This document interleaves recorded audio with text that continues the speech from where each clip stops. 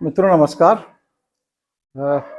100% मेरे मन की बात है सदैव की तरह। मेरी बहुत खुशनसीबी होगी, मेरा सौभाग्य होगा कि यदि इसमें आपके कोई काम की बात या आपके मनपसंद बात निकल आए, वरना ये बिल्कुल एक तरफा संवाद है। और अपने सनक पूरी करने के लिए मैं आज का वीडियो रिकॉर्ड कर रहा हूँ।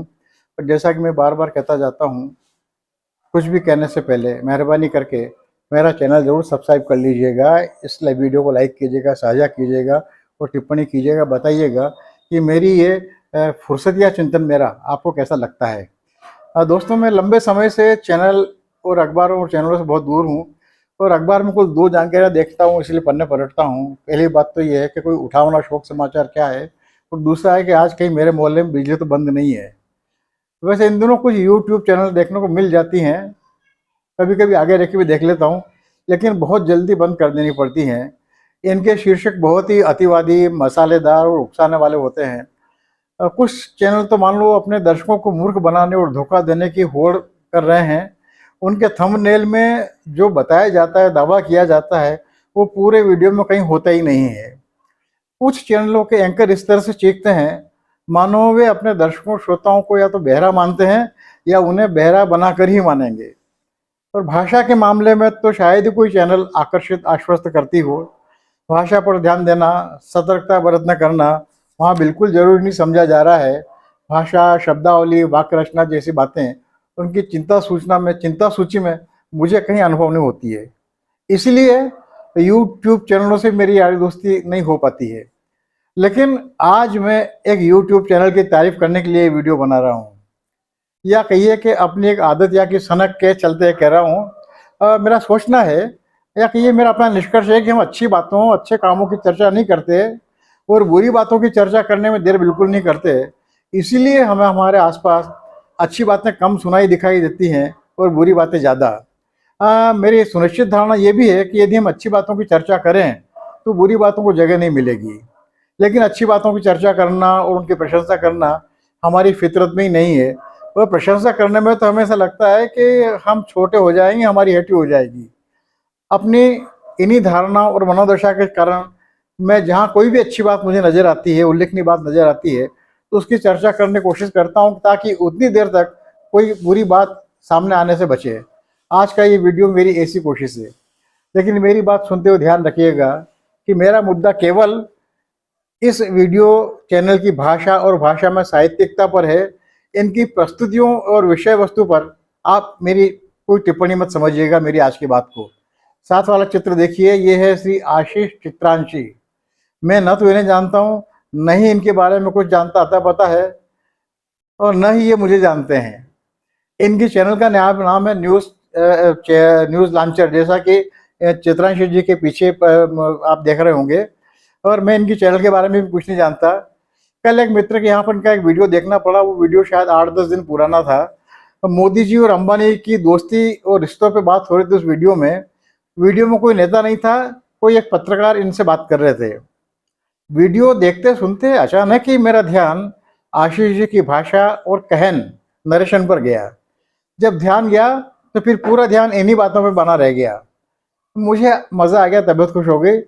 चैनलों पर सबसे पहले मैं साफ सुथरी हिंदी की तलाश करता हूँ और फिर साहित्यिकता की या फिर साहित्य की।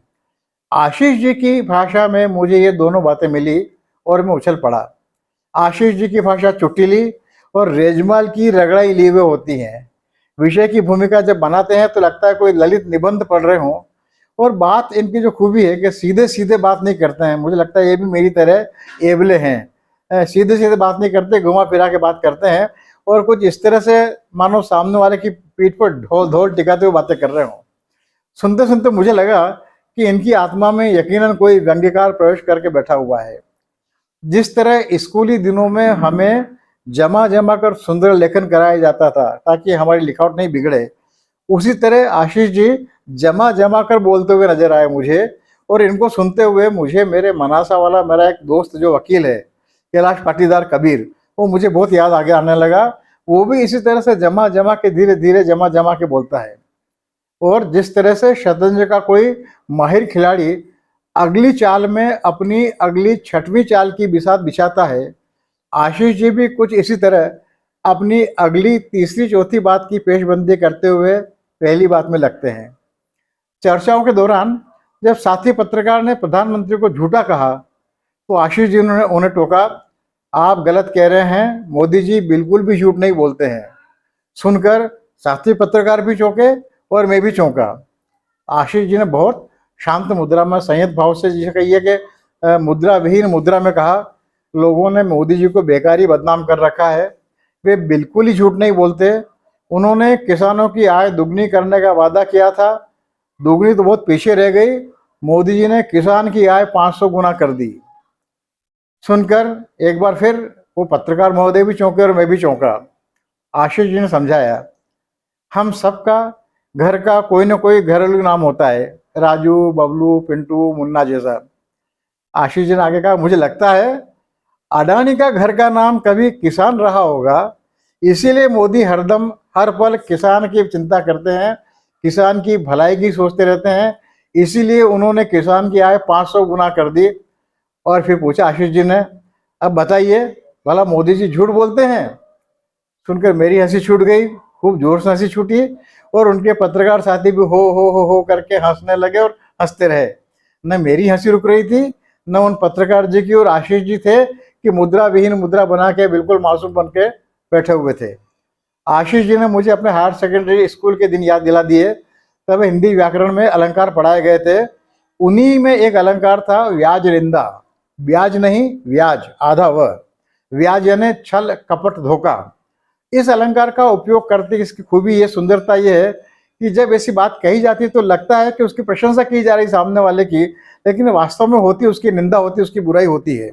यानी छल कपट पूर्वक उसे सामने वालों को भ्रम में बनाए रखते हुए उसकी निंदा करना। जैसे कि मैं मौका मिलती बार बार कहता रहता हूँ कि कांग्रेसियों को हारने के लिए किसी विरोधी की आवश्यकता नहीं होती, ये वस्तु तो व्याज निंदा ही है दोस्तों। तो आशीष जी की इस बात ने मानो पत्रकारिता में साहित्य की और साहित्यिकता की मेरी तलाश पूरी कर दी। साहित्य की तो बात ही मत कीजिए, जिस जमाने में हिंदी को लतियाया जा रहा हो, गोरियाया जा रहा हो, उस जमाने में ऐसे आलंकारिक चुटीले धारदार संवाद की तो कल्पना ही नहीं की जा सकती। लेकिन जाने अनजाने आशीष जी ये कमी पूरी करते हुए नजर आए, इसी बात ने मेरी तबीयत खुश कर दी। अपनी ये खुशी जताने के लिए, बांटने के लिए, अच्छी बात को आगे बढ़ाने की अपनी आदत को कायम रखते हुए मैंने आज अपनी ये बात कही है।